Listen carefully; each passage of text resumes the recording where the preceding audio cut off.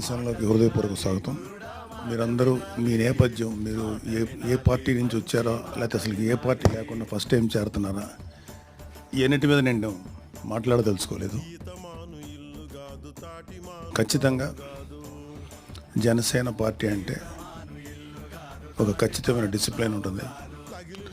మా అందరి first agenda ప్రజల వెల్ఫేరు, ప్రజల బాగోగులు చూడటం. ఇది మాకు మా నాయకుడు శ్రీ పవన్ కళ్యాణ్ గారు చాలా గట్టిగా నేర్పించినటువంటి పాఠం. లేకపోతే ఆయన ఆశయాలు మా మీద బాగా పనిచేసి ఇలా చేశారు. వారి అడుగుజాడలను మేము అందరూ నడుస్తున్నాం.